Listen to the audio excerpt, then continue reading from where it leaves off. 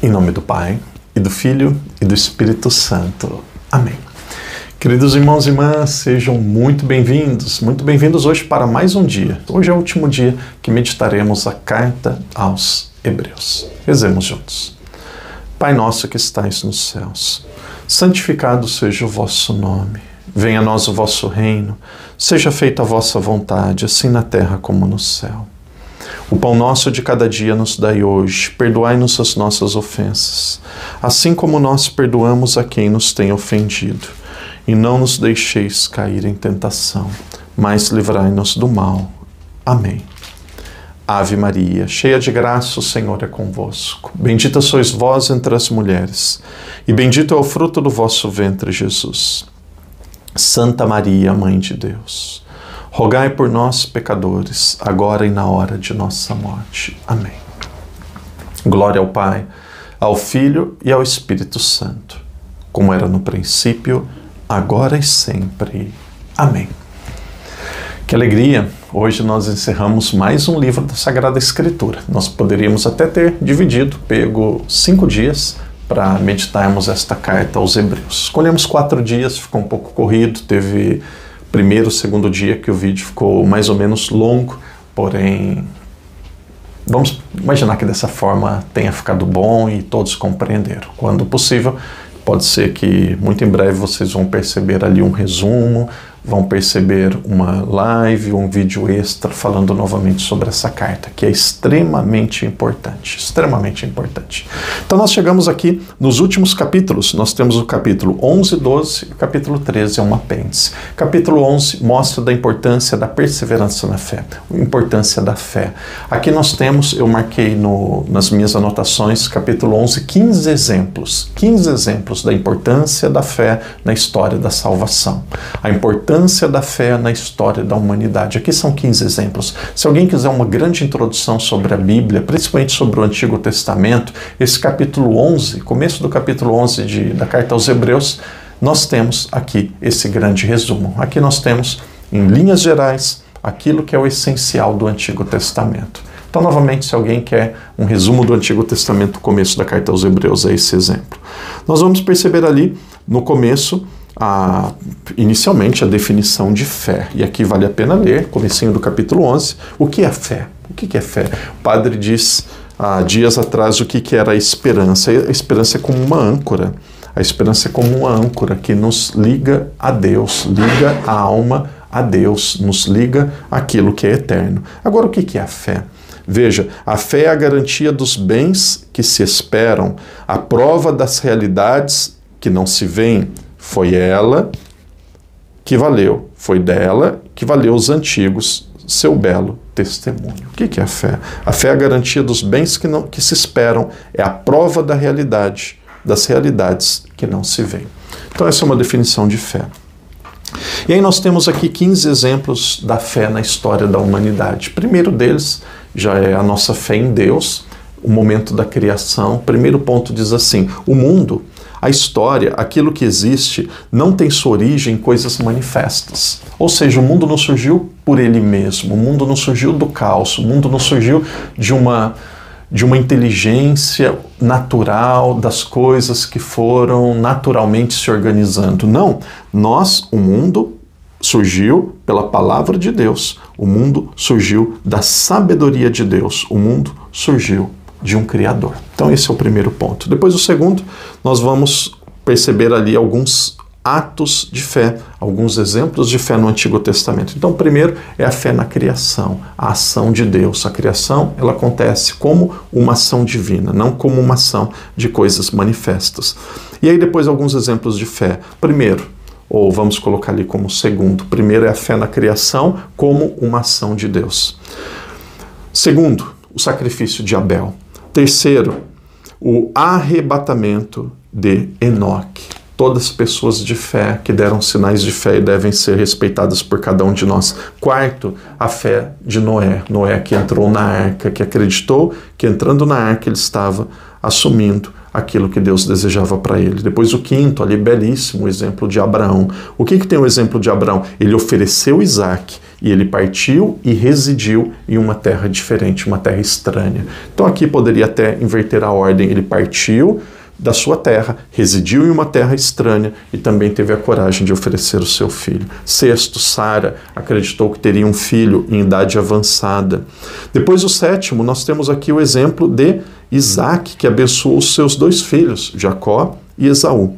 Depois, o oitavo, exemplo de fé, na história da humanidade, ali no Antigo Testamento, nós temos o exemplo de Jacó, que abençoou os seus filhos e deu uma bênção especial a José. Depois, o nono exemplo, também no Antigo Testamento, ali ainda no Pentateuco, nós temos o exemplo de José, que deu, na sua velhice, mesmo tendo condição financeira muito grande, ele deu instruções como que deveria ficar os seus restos mortais, que ele queria que levasse para a terra dos seus pais, para a terra dos patriarcas. Décimo, maior exemplo talvez ali do Antigo Testamento, Moisés. Por que o exemplo de Moisés ele é ressaltado, reforçado na carta aos Hebreus? Nós vimos que possivelmente aqui nós estamos em um contexto judeu, de ex-judeus, pessoas que queriam voltar ao judaísmo. Então, se respeita Moisés, se mostra a grandiosidade de Moisés, mas se mostra que Cristo é maior do que Moisés. Qual que é o grande valor de Moisés? Moisés renunciou ser chamado filho da filha de Faraó. Moisés, ele sofreu, ele foi maltratado, praticamente perdeu toda a sua riqueza terrena, por amor ao seu povo, por amor aos seus irmãos, por amor aos hebreus. Ele desceu ao Egito, ele celebrou a Páscoa, ele não temeu os reis de outros povos vizinhos. Ele atravessou o Mar Vermelho. Grandes exemplos de fé aqui em Moisés. Depois, um 12º, aqui nós não chegamos ainda, nós vamos chegar muito em breve quando começarmos ali Josué. 12º exemplo de fé, as muralhas de Jericó são vencidas e caem em 7 dias através da oração em um ato de fé. 12º, Raabe, que mesmo sendo uma prostituta, correndo risco de vida, ela guarda na sua casa 2 espiões que eram israelitas, que tinham ido para ver como que era a terra prometida. A história de Raabe também é belíssima, e quem olha ali, quem lê depois o Evangelho de São Mateus, capítulo 1, versículo 3, 2, 3 ou 4, aparece o exemplo de Raabe. Era alguém que era da descendência de Jesus, a fé daquela mulher. 13, aqui aparece vários nomes: Gideão, Baraque, Sansão, Jefeté, Davi, Salomão e os profetas. Depois o 14, no tempo presente, o tempo desta carta, tantas pessoas que são torturadas, tantas pessoas que são perseguidas e sofrem perseguição por amor a Deus, também exemplo de fé. E o 15º, por fim, muitos que deram testemunho, bom testemunho, e não se beneficiaram da realização desse testemunho, não se beneficiaram de terem visto o Salvador, e mesmo assim perseveraram, mesmo assim deram a sua vida, mesmo assim acreditaram de uma forma tão profunda em Deus. Então aqui nós temos no capítulo 11 a história, o resumo da história da salvação, com 15 exemplos de pessoas de fé, de grupos de pessoas que devem ser admiradas por cada um de nós. Capítulo 12 é um capítulo belíssimo, vai mostrar o exemplo de Cristo. Capítulo 11 mostra o exemplo dos antepassados, o exemplo do Antigo Testamento. Capítulo 12 mostra o exemplo de Cristo. Aqui nesse exemplo de Cristo, no capítulo 12, eu marquei 5 pontos diferentes. Essa primeira parte merece ser lida. O primeiro ponto nós vamos chamar de síntese, resumo da vida cristã. Veja os versículos de 1 a 4, que belíssimos. Síntese da vida cristã. Versículos de 1 a 4. Portanto, também nós, com tal nuvem de testemunhas ao nosso redor, que foi apresentado agora, rejeitando todo o fardo e o pecado que nos envolve, corramos com perseverança para o certame que nos é proposto, com os olhos fixos naquele que é o mediador e o consumador da fé, Jesus, que, em vez da alegria que lhe foi proposta, sofreu a cruz, desprezado a vergonha, e se assentou à direita do trono de Deus. Considerai, pois, aquele que suportou tal contradição por parte dos pecadores, para não vos deixar fatigar pelo desânimo. Vós ainda não resististes até o sangue em vosso combate pelo pecado. Então, o que é aqui? Esse daqui é um exemplo, uma síntese do que é a vida cristã. Cristo, ele morreu por nós, ele deu exemplo, ele suportou o pecado por amor a cada um de nós, e ele mostra com isso que nós nos suportamos ainda até o fim, e nós podemos ainda ser bravos e valentes para vencermos ou contra o pecado. A síntese da vida cristã. Depois a segunda parte aqui, belíssima, educação paterna. Educação paterna. E aí o texto diz assim, da superioridade de Deus em relação aos pais humanos. Diz assim, um filho deve ser submisso ao pai. Um filho deve obedecer a um pai. O filho deve honrar o pai. Se o filho deve ser submisso ao seu pai, se ele deve honrar o seu pai, muito mais ele deve ser submisso e honrar a Deus, e honrar ao Pai do céu. E aí diz que um pai que ama, ele educa. Um pai que ama, educa. Um pai que sempre fala sim, aceita tudo, seguramente ele não está educando bem o seu filho. Quem ama, educa. Deus, ele educa, ele corrige, por quê? Porque ele ama. Então aqui está dizendo que Deus, quando ele corrige, e o texto é muito sábio, aqui é uma aula de educação. Quem é educador, se quiser ler esse capítulo 12, aqui tem muitos sinais concretos, objetivos de como ser um bom educador. Ele diz assim que quando nós somos corrigidos, nós sentimos um amargo.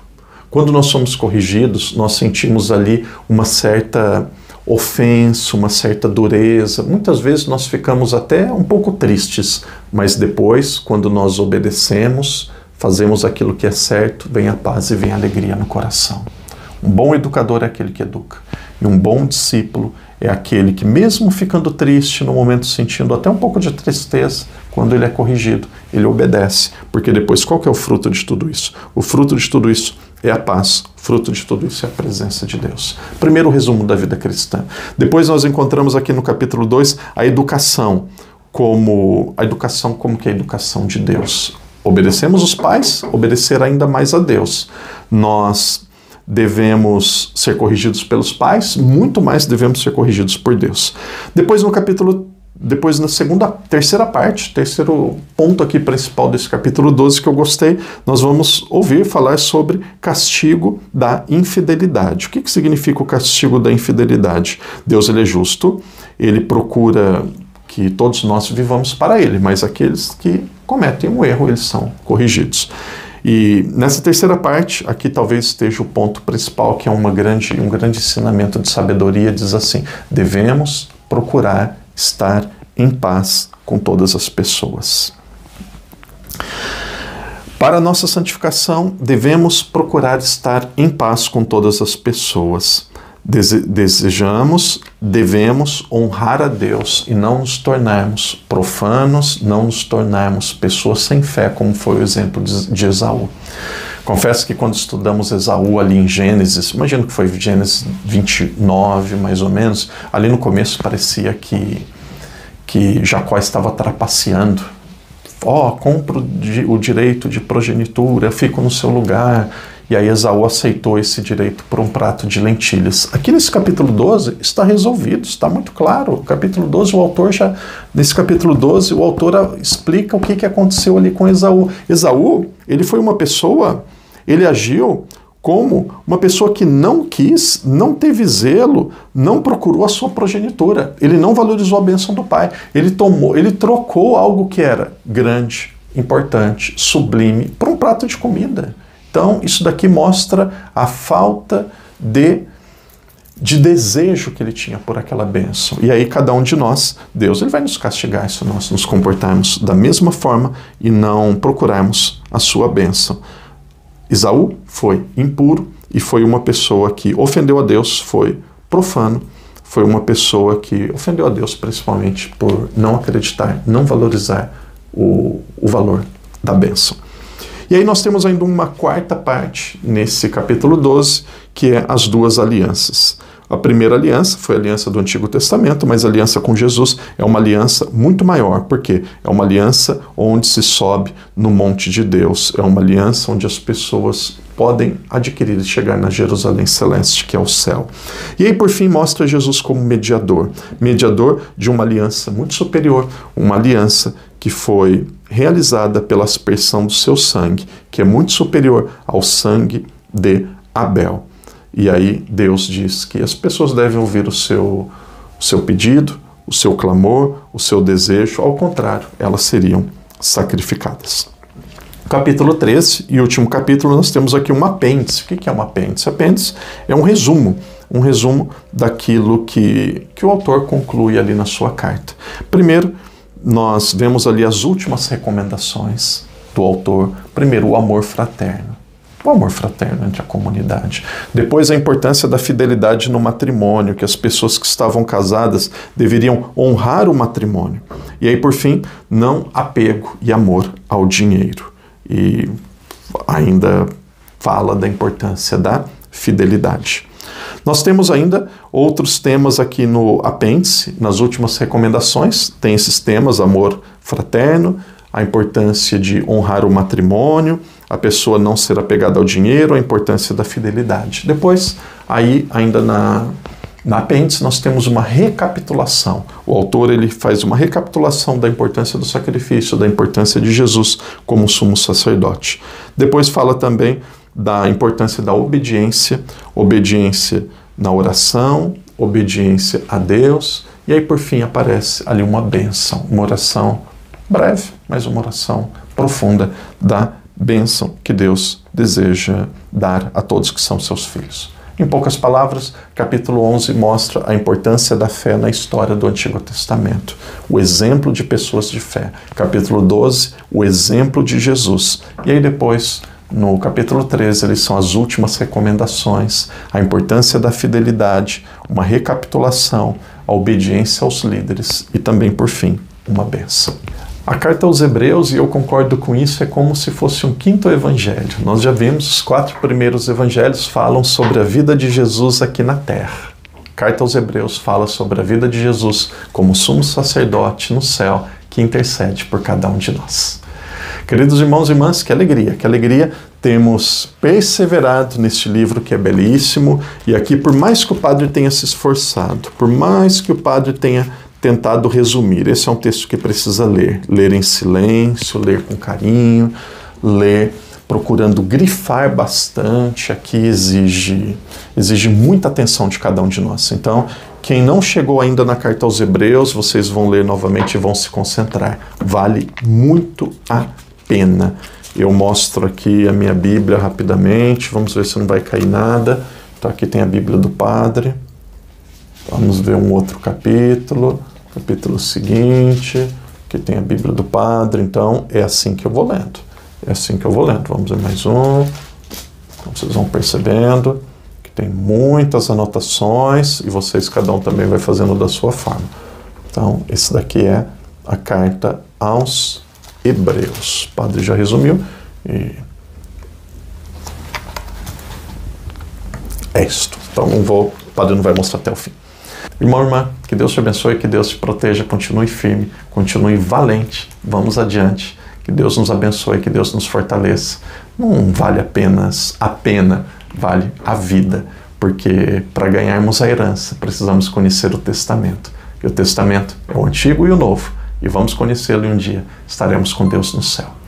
Que Deus te abençoe, que Deus te proteja e até amanhã, se Deus quiser.